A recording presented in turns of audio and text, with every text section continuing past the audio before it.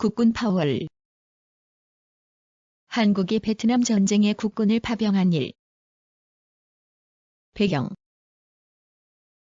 1954년 제네바 극동평화회의로 베트남은 베트남 민주공화국과 베트남 공화국으로 분단되었다.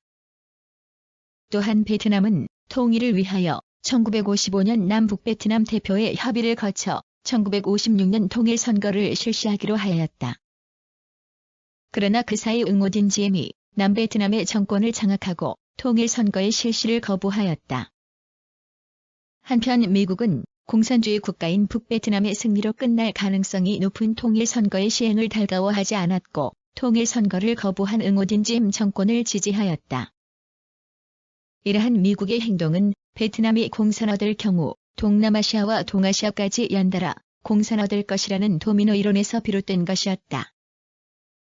그러나 응오딘지엠 정권이 실정을 거듭하자 1960년 남베트남에는 베트남 민족해방전선이 결성되어 북베트남의 지원을 받아 남베트남과 교전하기 시작하였다. 응오딘지엠은 미국의 지원을 요청하였고 미국은 남베트남의 개혁을 요구하며 1962년까지 약 11,000명의 비전투 요원을 파견하였다. 응오딘지엠은 미국의 개혁 요구를 거부하며 정권 강화에 몰두하였고 결국 1963년 미국의 묵인으로 벌어진 쿠데타로 사망하였다. 그러나 남베트남의 정치적 혼란은 계속되었고 1964년 8월 미국은 통킹만 사건을 구실로 북베트남의 폭격을 개시하였다. 미국이 베트남 전쟁에 참전한 것이다. 제1차 국군 파월. 통킹만 사건에 앞선 1964년 4월 미국은 더 많은 깃발 정책을 수립하여 북대서양 조약기구와 동남아시아 조약기구의 베트남 전쟁에 파병을 요청하였다. 구체적으로 미국의 린든 존슨 대통령은 윈스러 브라운 주한미국 대사를 통해 한국이 베트남에 이동외과 병원을 파병해 줄 것을 요청하였다. 한국은 미국의 파병 요청을 받아들였고 1964년 7월 베트남 파병을 위한 월남공화국 지원을 위한 국군 부대의 해외 파견에 관한 동의안이 국회에서 통과되었다. 이에 1964년 9월 한국은 이동외과 병원 130명, 태권도 교관단 10명, 총 140명을 베트남 전쟁에 파병하였다. 사실 한국의 해외 파병은 6.25 전쟁의 휴전 직후에도 시도되었다. 이승만 대통령이 공산주의 세력과 갈등을 겪던 라오스, 베트남 등의 한국군을 파병하겠다는 의사를 미국에 밝힌 것이다.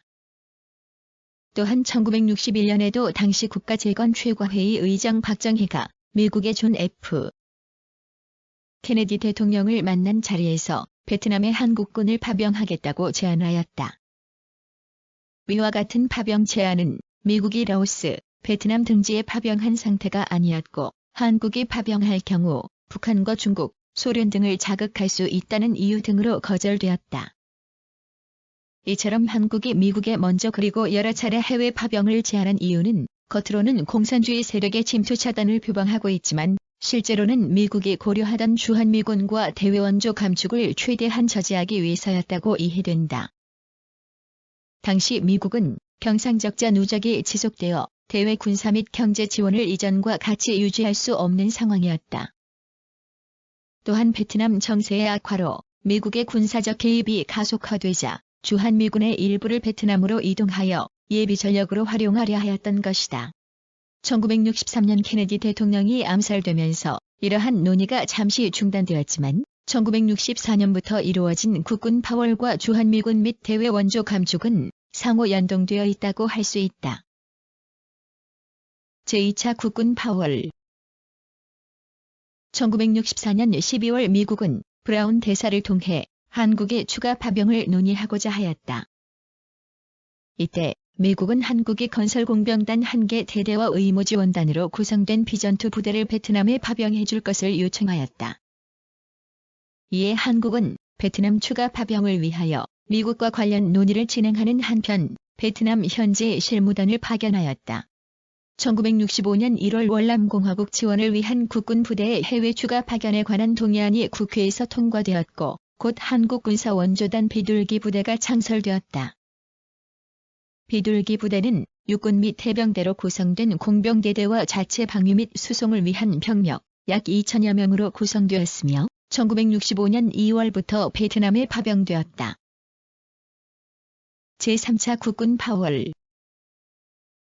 1965년 5월 한국의 박정희 대통령과 미국의 존슨 대통령이 미국에서 정상회담을 가졌다.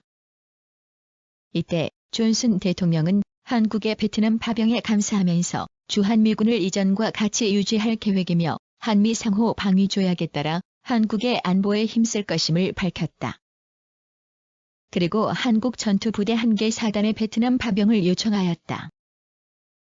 이에 박정희 대통령은 주한미군이 철수하여서는 안 되며 미국의 지속적인 경제 및 안보 지원이 필요함을 이야기하였다. 존슨 대통령은 사전 통보 없는 주한미군의 철수는 없을 것이며 한국을 계속 지원할 계획이라고 밝혔다. 양국 대통령의 회담으로 한국의 전투부대 파월이 타결되었다. 이후 1965년 8월 월남 지원을 위한 국군부대 증파에 관한 동의안이 한국 국회에 통과되어 해병 1개 여단 육군 1개 사단의 베트남 파병이 결정되었다. 1965년 9월 주월 한국군 사령부가 창설되었고 초대 사령관에는 수도사단장이었던 최명신 소장이 취임하였다. 같은 해 10월에는 해병대 제2해병여단 청룡부대와 육군 수도사단 맹호부대가 베트남으로 파병되었다. 해병대 제2해병여단 청룡부대는 1967년 7월 3개 대대에서 4개 대대로 개편되면서 병력이 증원되었다. 제4차 국군 파월 미국의 전투부대 파병 요청은 1965년 12월에도 이루어졌다. 1966년 1월 미국은 험프리 부통령을 한국에 보내 관련 논의를 진행하였다. 그리고 1966년 3월 한국의 베트남 파병에 대한 미국의 반대급부를 명시한 브라운 각서가 전달되었다. 브라운 각서에는 14개 조항에 걸친 보장과 약속이 명시되었다.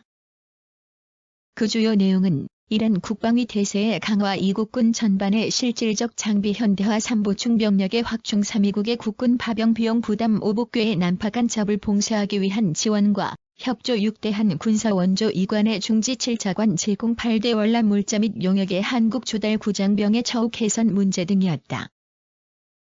이에 한국은 전투부대 1개 사단과 1개 여단을 파병하기로 결정하였다. 1966년 3월 월남 지원을 위한 국군부대 증파에 관한 동의안이 국회에서 통과되었다. 육군 제9사단 백마부대 및 수도사단 맹호부대의 보충연대인 제26년대 해산진부대가 파병부대로 선발되었고 1966년 4월 해산진부대가 같은 해 8월 백마부대가 베트남으로 출발하였다. 아울러 9월 한국군 사령부는 전투군무 지원을 위한 제100군수사령부 십자성부대 및 근접 항공 및 공중수송을 지원하는 공군지원단 은마부대를 창설하였고 비둘기 부대 1할 해군 수송분대를 해군 수송전대 109부대로 개편하였다. 국군의 베트남 철수 1968년 미국 대통령 선거에서 리처드 닉슨이 당선되었다. 닉슨 대통령은 베트남 전쟁을 베트남인들에게 맡긴다는 베트남 전쟁의 베트남화를 내세우며 1969년 7월부터 미군을 베트남에서 단계적으로 철수시키기로 하였다. 한국도 이러한 흐름에 따라 1971년 12월 해병대 제2해병여단 청룡부대를 철수시켰다. 이후 1973년 1월 파리 평화협정이 체결되면서 잔류하던 한국군은 1973년 1월부터 베트남에서 모두 철수하였다. 국군 파월의 영향